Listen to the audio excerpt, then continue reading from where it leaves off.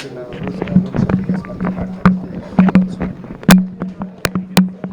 ಮತ್ತೆ ಸಾಕಷ್ಟು ಬಾರಿ ಬಿಜೆಪಿಯವರು ಮಾತುಕತೆ ಮಾಡಿದ್ದಾರೆ. ಅದೇನು ವಿಫಲ ಆಯಿತು.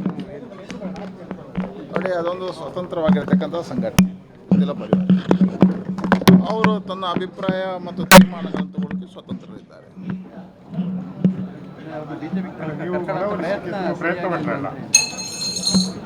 ಸಹಜ ಪಾರ್ಟಿ ಎಲ್ಲ ರೀತಿಯ ಪ್ರಯತ್ನಗಳನ್ನು ಮಾಡ್ತಾರೆ.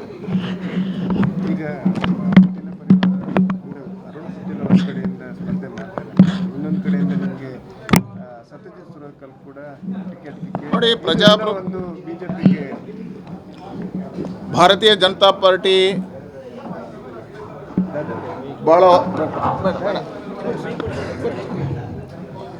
ಭಾಳ ವರ್ಷಗಳ ಹೋರಾಟದ ಪರಿಣಾಮವಾಗಿ ಇವತ್ತು ದೇಶದ ಅತಿ ದೊಡ್ಡ ಪಾರ್ಟಿಯಾಗಿ ಬೆಳೆದಿದೆ. ರಾಷ್ಟ್ರೀಯ ಪಾರ್ಟಿ ಕಾಂಗ್ರೆಸ್ಸನ್ನು ಎದುರಿಸಿ ಪಾರ್ಟಿ ಅತಿ ಹೆಚ್ಚು ಲೋಕಸಭಾ ಸದಸ್ಯರನ್ನು, ಅತಿ ಹೆಚ್ಚು ಶಾಸಕರನ್ನು, ಅತಿ ಹೆಚ್ಚು ತಾಲೂಕು ಪಂಚಾಯತ್ ಸದಸ್ಯರನ್ನು ಪಡೆದಿದೆ. ಹಾಗಾಗಿ ಸಹಜವಾಗಿರ್ತಕ್ಕಂಥ ಚುನಾವಣೆಯಲ್ಲಿ ಎದುರಾಳಿಗಳ ಸಮಸ್ಯೆ ಅಲ್ಲ, ನಮಗೆ ಪ್ರಶ್ನೆ ಇಲ್ಲ. ಇದೊಂದು ಪ್ರಜಾಪ್ರಭುತ್ವದ ವ್ಯವಸ್ಥೆ. ಆ ಪ್ರಜಾಪ್ರಭುತ್ವದ ವ್ಯವಸ್ಥೆಯಲ್ಲಿ ಚುನಾವಣೆಗೆ ನಿಲ್ಲುವ ಹಕ್ಕು ಎಲ್ರಿಗಿದೆ. ನಿಮ್ಮ ಅಂದರೆ ಹಿಂದುತ್ವ ಸಂಘಟನೆಯಲ್ಲಿ ಇರುವಂಥವರೇ ದಿನ ದಿನ ಜಾಸ್ತಿ ಈ ಥರ ರೆಬಲ್ ಆಗ್ತಾ ಇರೋದ್ರಿಂದ ಅಂದರೆ ಏನಾದ್ರು ಪಾರ್ಟಿ ಡ್ಯಾಮೇಜ್ ಆಗುತ್ತೆ. ನೋಡಿ, ಹತ್ತಾರು ಸಂದರ್ಭಗಳಲ್ಲಿ ಈ ರೀತಿಯ ಸಮಸ್ಯೆಗಳು ಉದ್ಭವ ಆಗುತ್ತೆ. ಚುನಾವಣೆಯಿಂದ ಚುನಾವಣೆಗೆ ಒಂದೊಂದು ರೀತಿಯ ಚುನಾವಣೆಯಲ್ಲಿ ಒಂದೊಂದು ರೀತಿಯ ಸವಾಲುಗಳಿರ್ತದೆ.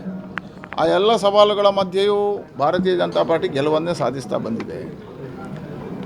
ಈ ಬಾರಿ ಅಂತೂ ಇಡೀ ದೇಶದಲ್ಲಿ ನರೇಂದ್ರ ಮೋದಿಯವರ ವಾತಾವರಣ, ರಾಮ ಮಂದಿರದ ನಂತರ ಭಾರತೀಯ ಜನತಾ ಪಾರ್ಟಿಯ ಪರವಾಗಿರ್ತಕ್ಕಂಥ ವಾತಾವರಣ ಇದೆ. ದೇಶದ ಹಿತದೃಷ್ಟಿಯಿಂದ, ಹಿಂದುತ್ವದ ಹಿತದೃಷ್ಟಿಯಿಂದ, ಹಿಂದೂ ಸಮಾಜದ ಹಿತದೃಷ್ಟಿಯಿಂದ ಯಾರೆಲ್ಲ ಹಿಂದುತ್ವ ಮಾತನಾಡ್ತಾರೋ, ಯಾರೆಲ್ಲ ರಾಷ್ಟ್ರವಾದ ಮಾತನಾಡ್ತಾರೋ, ಯಾರೆಲ್ಲ ಭಾರತಕ್ಕೆ ಆರಾಧನೆ ಮಾಡ್ತಾರೋ ಅವರು ಆಗ್ತದೆ ಅನ್ನತಕ್ಕಂಥ ವಿಶ್ವಾಸ.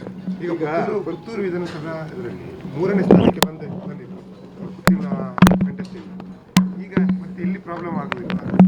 ಅದೇ ವಿಧಾನಸಭಾ ಚುನಾವಣೆಗೂ ಲೋಕಸಭಾ ಚುನಾವಣೆಗೂ ಅಜಗಜಾಂತರಗಳಿರ್ತದೆ. ಆಗಿರ್ತಕ್ಕಂಥ ಸಮಸ್ಯೆಗಳ ಬೇರೆ, ಇವತ್ತಿರ್ತಕ್ಕಂಥ ವಿಚಾರಗಳ ಬೇರೆ. ಈ ಬಾರಿಯ ಚುನಾವಣೆಯಲ್ಲಿ ಅಭೂತಪೂರ್ವವಾಗಿರ್ತಕ್ಕಂಥ ಗೆಲುವು ಭಾರತೀಯ ಜನತಾ ಪಾರ್ಟಿ ಪಡೆಯುತ್ತೆ. ಈ ಸರಿ ಟಿಕೆಟ್ ನಿಮಗೆ ಸಿಗುತ್ತೆ ನೋಡಿ, ಭಾರತೀಯ ಜನತಾ ಪಾರ್ಟಿ ಒಂದು ವಿಶಿಷ್ಟವಾಗಿರ್ತಕ್ಕಂಥ ಪಾರ್ಟಿ. ನಮ್ಮ ಪಾರ್ಟಿಯ ರಾಷ್ಟ್ರೀಯ ನಾಯಕರು ಎಲ್ಲ ಯೋಚನೆಗಳನ್ನು ಮಾಡಿ ತೀರ್ಮಾನ ಮಾಡ್ತಾರೆ.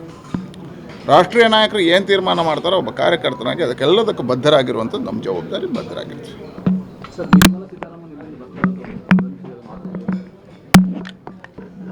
ಚುನಾವಣೆಗಳು ಬಂದಾಗ ವದಂತಿಗಳು ಇದೆಲ್ಲ ಸಹಜ.